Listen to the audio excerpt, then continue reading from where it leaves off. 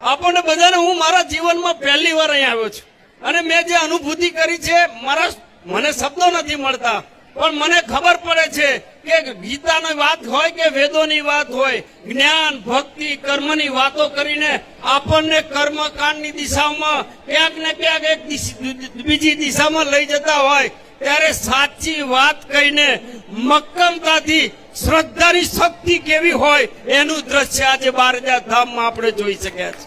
આ શ્રદ્ધાની શક્તિના કારણે થયું છે, કોઈ અંધશ્રદ્ધાની શક્તિ નથી। હું છાતી ઠોકીને કહું છું। સૌને નમસ્કાર।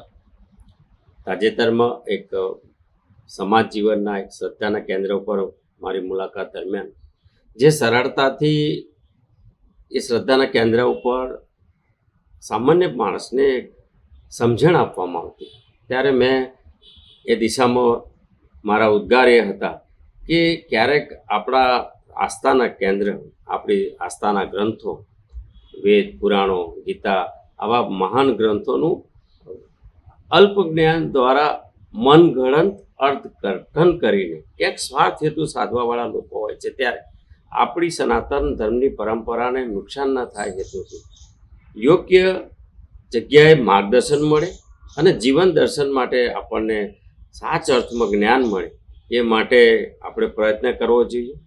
વર્ષોથી મારા ઘરે સંતો મહંતો આવે અને એ લોકોના આશીર્વાદના કારણે આપે પણ સમાજ જીવનમાં આટલા વર્ષ દરમિયાન મારું વાણી વર્તન અને વ્યવહારનો પણ અનુભવ કર્યો છે। ત્યારે હું આપની સમક્ષ એ જ લાગણી પ્રકટ કરું છું કે હું સમાજના તમામ વર્ગનો આદર કરું છું, સમાજના સૌનો આદર કરું છું, ત્યારે એનું યોગ્ય અર્થઘટન કરી અને સમાજ જીવન સુધી સાચી વાત પહોંચે એ માટે હું નાનકડો ખુલાસો કરવા આપની સમક્ષ પ્રકટ થયો છું। આપ સૌનો આભાર।